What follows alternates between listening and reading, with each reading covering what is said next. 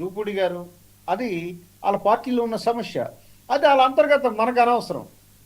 కాకపోతే ఏంటంటే చట్టసభలు, వాటి ప్రాముఖ్యత, వాటిలో ప్రవర్తించే హుందాతనము, అలాగే అంశాల మీద, పాలసీల మీద మాట్లాడితే చాలా హర్షిస్తారు, ప్రజలు హర్షిస్తారు.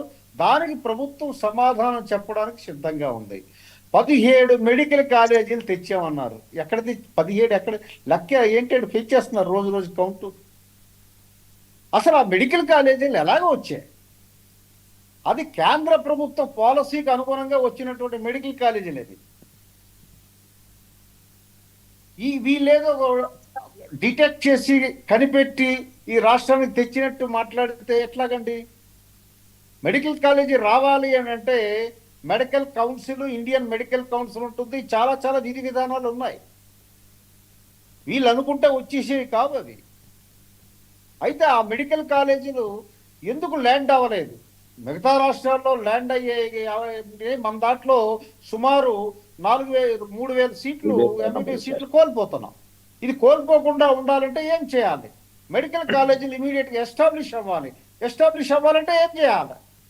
దాని మీద ప్రైవేట్ పార్ట్నర్షిప్ అనేది తీసుకురావడం జరిగిందే తప్ప అది ప్రజలకి లబ్ధి చేకూర్దాం అన్నటువంటి ఉద్దేశంతోనే తప్ప ప్రతిదానికి చర్చిద్దాం, రండి అసెంబ్లీలో రండి చర్చిద్దాం. పాలసీ, ఏ పాలసీ పకడ్బందీగా రూపొందించబడింది, ఏది ప్రజలకి మంచి చేస్తుంది, అదన్నీ చర్చించడానికి సిద్ధం. ప్రభుత్వం ఎప్పుడు సిద్ధం. మీరు సిద్ధమా?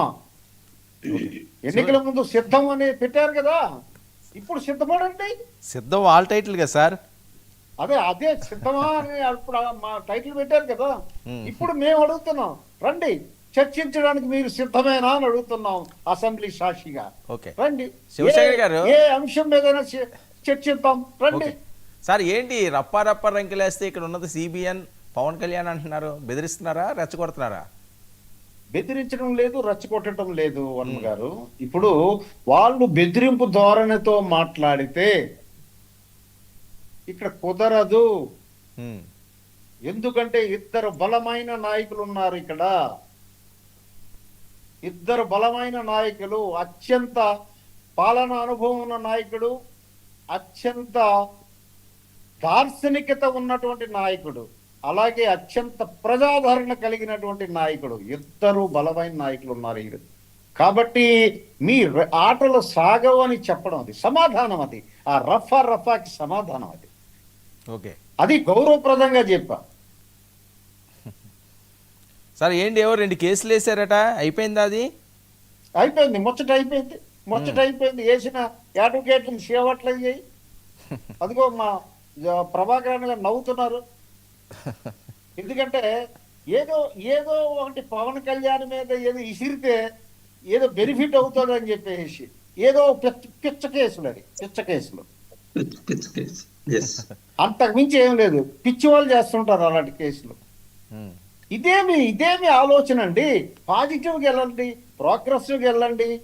ప్రోగ్రెసివ్గా పాజిటివ్గా వెళ్ళి మీరు ప్రజల మెప్పు పొందండి.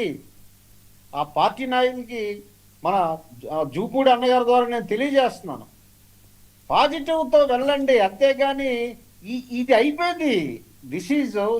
ఇది చరిత్ర అయిపోయింది.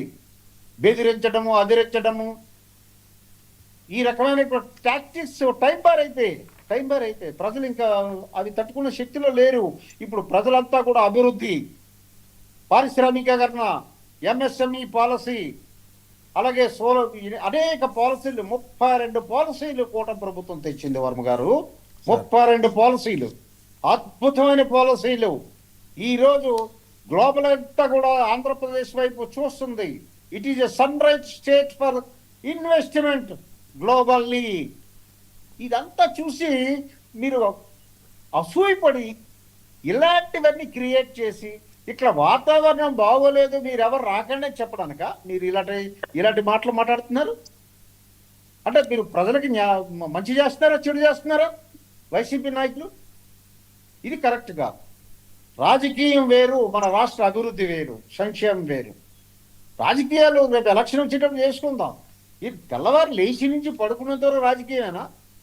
నూతులో పడిపోండి, వాళ్ళందరూ పడిపోండి, ఇవేం మాట్లాడండి? ఇది ఎక్కడైనా ఇంతకుముందు మనం విన్నామా? కొద్దిగా అవి అవి అలవర్చుకొని మంచి ఆలోచనతో ముందుకెళ్ళండి, ప్రజల్ని మెప్పించండి. ఏవైనా పాలసీ పరంగా ఏవైనా లోట్లుంటే అసెంబ్లీ సాక్షిగా చర్చించండి. అది మీ బాధ్యత, ప్రతిపక్ష పార్టీగా మీ బాధ్యత. ఓకే. దానికి మేము స్వాగతిస్తాం. అంతే తప్ప అదిరింపులు బెదిరింపులకి లొంగమండి.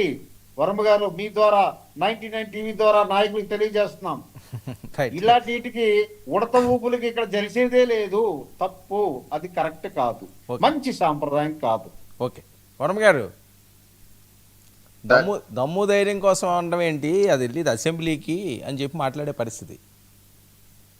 దమ్ము అంటే అర్థం ఏంటంటే ప్రజలకి మేలు చేయాలని ఒక ఆలోచన ఉండాలి. ధైర్యం అంటే అర్థం ఏంటంటే ప్రభుత్వంలో ఏదన్నా లోపాలు ఉన్నా ప్రభుత్వం ఇచ్చి పాలసీలు, సపోజ్ ఇప్పుడు medical college policy PPP mode అన్నారు, అది ఎందుకు రావాల్సి వచ్చింది? దానికి ఈ కాలేజీలు అన్నింటికి నువ్వు ఎందుకు ఇన్వెస్ట్మెంట్ చేయలేకపోయావు? ఒకవేళ చేసిన బిల్లులు ఎందుకు పేమెంట్ చేయలేకపోయావు?